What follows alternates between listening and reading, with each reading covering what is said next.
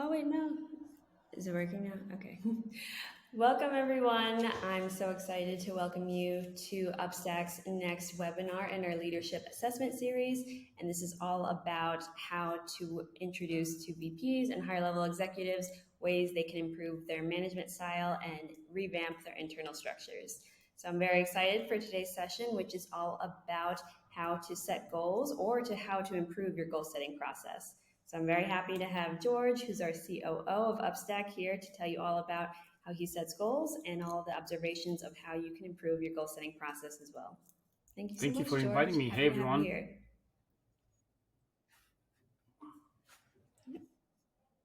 Sure. And you can share your screen.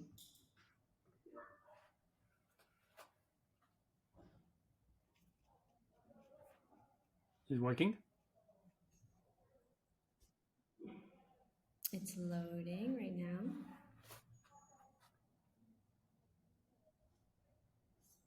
Yay. Cool. Okay. All right. So, Perfect. hey, everyone. I'm George. Been with UpStack since forever, actually, since the beginning when I first met with Yossi in 2014, and we pretty much founded this amazing company together. It's been a super long ride ever since.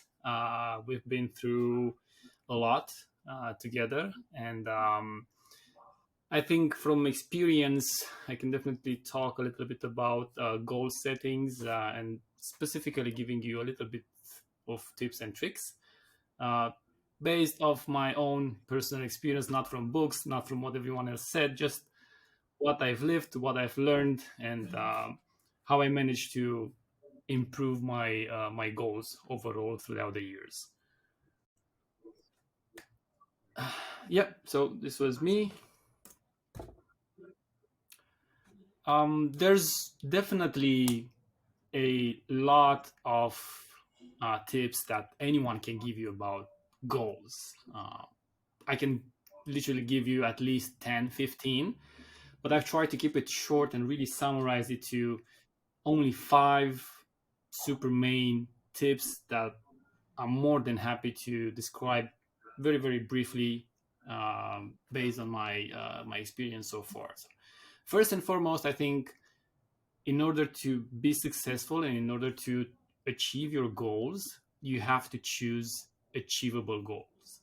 That doesn't really mean that you have to choose easy goals, easy targets, but you have to make sure that when you choose a goal, you don't go on the other side of the field and you try to go way beyond what you're trying to achieve. You have to make sure that goals are easy to achieve, but at the same time, they do make you put in a little bit, few more extra miles in order to achieve them. The second one, definitely, I haven't seen anyone that works on a team that sets goal by himself to be successful. So I think it's extremely important for you to set goals together with your team, sit down, discuss, plan, check everything you have on your plate, check everything that you and your team can do, and make sure you are aligned when it comes to goals. Make sure you set them together and make sure you do everything you can to achieve the goals together, right? Um, Number three is check in weekly. I get lots of questions about goals. How frequently should you check in regarding the progress? Obviously, on a personal level, if you're asking me, I check them on every day. I wake up in the morning. I just try to see where I am with my goals, with the team's goals, and I'm trying to see if we are on the right path. But I usually like to check on a high level overview weekly, not just myself, but with the entire team or with all the teams that I'm working with. I think a weekly check in is definitely mandatory in order to make sure that you are on the right path. Because if you see that you're further away from achieving your goals, you might have a chance, if you're checking in weekly, to shift things in the right direction and try to achieve the goals by the time you've set it. Number four is keep score. You know, like a football game, just make sure you keep score. What does this mean more precisely? It means, let's say you have five goals. As as you go through the weeks, through the quarter, through the days, make sure you count them and you keep score of, number one, how many goals you have managed to achieve, and number two, how far are you from achieving the next goals. Like, I usually use both percentages or numbers. Let's say you can have 5 stages for achieving a goal, and you could be in a stage 4 out of 5 from achieving that goal. That could be like keeping score of how further you are from achieving that goal. Last but not least, which I think is actually super important, at least for me and for everyone that I work with, is you have to be patient with yourself all the time, but at the same time, make sure you push your limits, because this means being successful. Um, Push your limits, but at the same time, be patient, and you will. I can guarantee you that there's lots of conversations right now about mental health, about burning out, things like that. So a combination between making sure you're patient with yourself and pushing your limits, just make sure you are right in the middle, and I can guarantee you, like, you can achieve all your goals, and you can definitely have success on this front. I've put a quote here, and I'm pretty sure everyone knows who said it. Eminem. I'm a huge fan, by the way. I think that, like he said, you can do everything you set your mind to. Um, I've been all my life. I've been trying to, make sure that I do the best work that I can do out there, and I've all the time I've tried to work with people that have shared the same mindset, and I've tried to coach and teach everyone that I work with in the same way. And of course, I like to believe that this is something that I've achieved on my career so far, and it's something that I'm pushing very hard um, on everything that I do. I just think, if you are certain of something, if you try and do everything that is in your power, I can guarantee you that you will achieve it. I just wanted to put this out there. I found it very, very powerful, and I think it's very, very helpful for everyone to think in such a mindset. Last but not least, fail fast, buckle up, and move on. I've been um, achieving goals, but I've been failing more than achieving. That's for sure. I'm not afraid. I'm not ashamed to say that. I've been through thick and thin. I've tried. I've failed. I've, disconsidered myself. I haven't pushed myself that hard. Sometimes that's why I've mentioned it before. I think every time you miss a goal, every time you miss, um, I don't know, an opportunity, or you just procrastinate, because everyone talks about procrastination a lot these days. Just, it's humanly okay to do it, as long as you are aware of the situations where you fail, and as long as you rise up and you move on.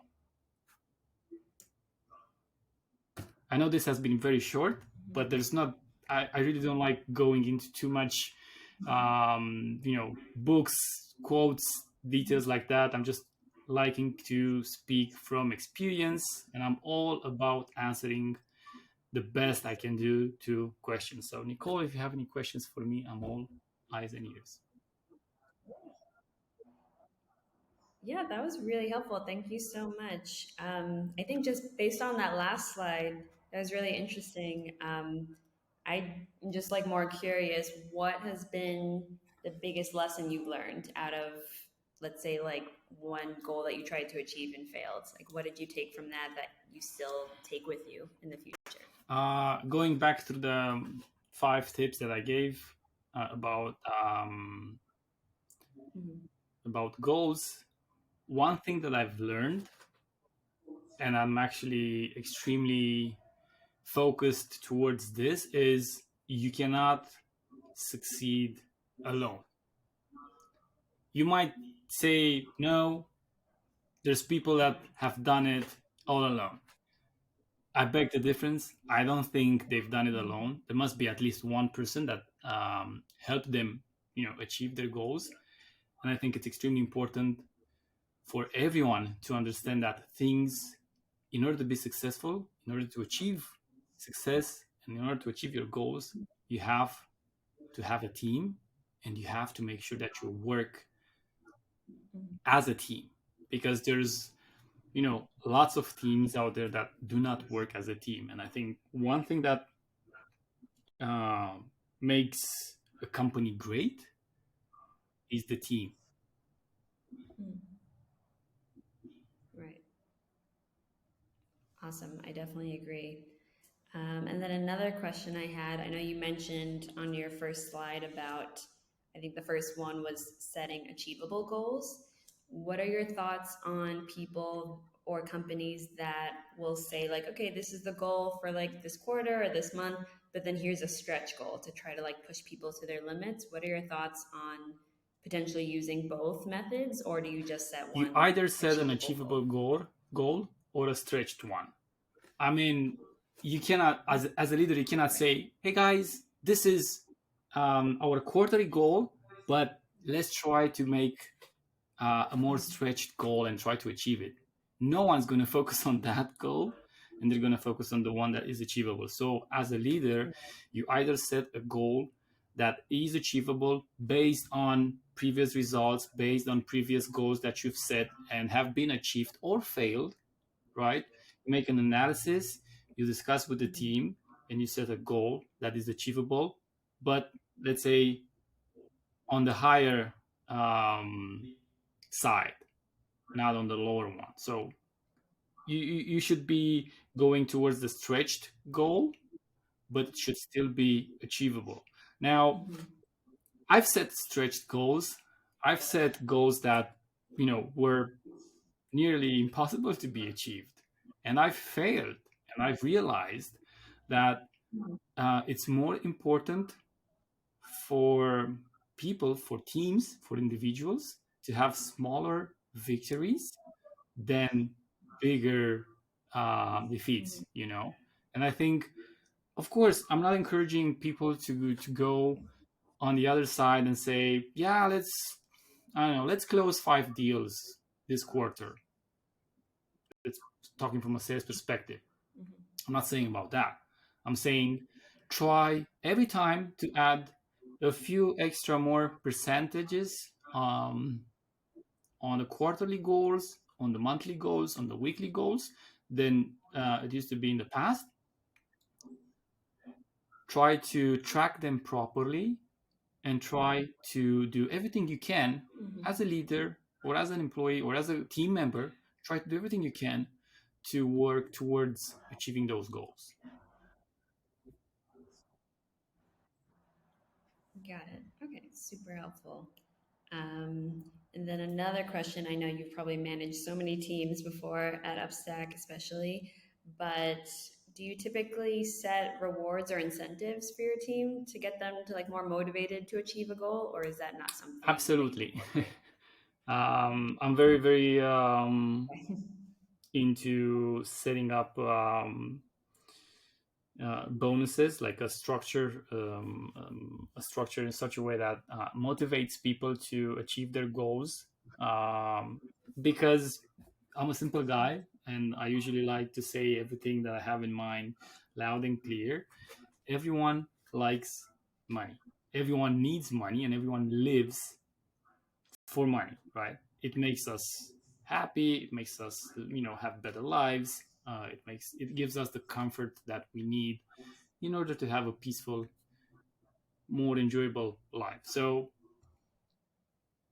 it's, working with this, with such a multicultural team, having people from all around the world. It's really, it's a bit hard to have, a base salary for every individual that will satisfy them. And if you do that, it might Mhm.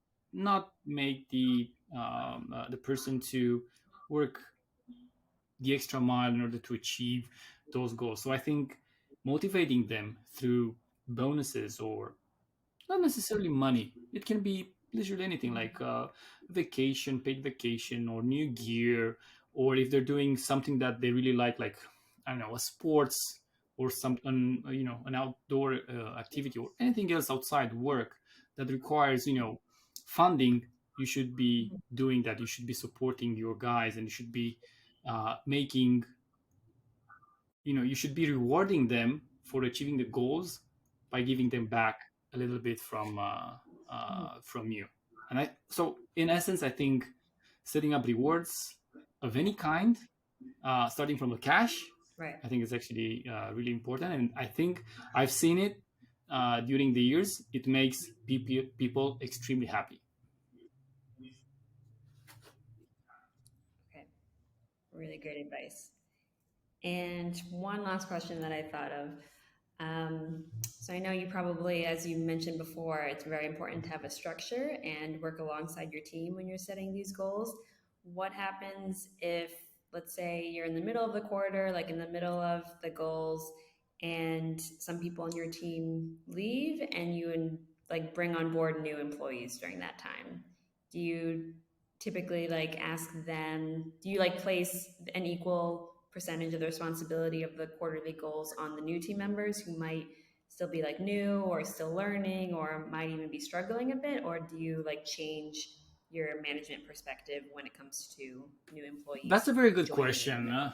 And I've been through situations like this, and I've done a couple of things. I've tried a couple of things, because, you have to try things in order to learn and in order to progress. I've done it, let's say, both ways. I've added someone on the team midway, and I've told them that they will be accountable for achieving the goals. And I've added people midway into a team. I've said, well, you're not accountable, but you're still part of the team, so do everything you can to support your team and to achieve your goals. Um, Luckily, I've been blessed to see both of these situations working out. But I think this really, really depends on the person Okay. that you're working with. They have to be extremely strong Okay. emotionally, first of all, and second of all, they have to be Mhm. super sharp and super smart, because otherwise, if it takes a person, let's say you add a person to the team and you estimate an onboarding of 2 weeks, if that person gets onboarded in 6 weeks, then obviously that person might not be the right person for the job, or you might have higher expectations, or you might have just um, you might not have estimated correctly how long the onboarding is. And I think, if a person doesn't feel comfortable enough with the information, with the team structure, with the leadership team as well, then for sure, any goal that you set, or any goal that you tell that person that he or she needs to achieve, will never be achieved. I think there's one thing that I want to mention. By the way, I'm not sure if I did on my presentation, but I strongly encourage leadership members to let teams define their goals. Um, I've set goals myself for specific teams for quite a few years, Mhm. and in the past couple of, I don't know, 3 to 4 years, I literally changed a little bit my mindset, that I'm trying to put this goal setting up responsibility into the team's shoulder. And guess what? It's working 10 times better because all I have to do is incentivize them. I have to give them good enough rewards, and they will push themselves and they will set higher goals, maybe even higher than I would set for them. So I do encourage you to try this approach. I encourage you to give, you know, freedom to your team to test this out. And I don't know, you might have to risk a quarter or two or maybe 1 year, but you don't know at the end of it what's going to come up out of it. Excellent. That's been amazing advice. I think a lot of people would find that super useful. So that is all the questions I had. Thank you Appreciate again, it. George, so much for sharing your expertise and your story. It's been very, very inspiring, and we're really excited to share this with everyone on our platforms and make sure that everyone can set the best goals that they Thank you can as moving well. forward. Thank So you for thank you having again me. so much for being here today. Ciao. Yeah, thank you. Bye.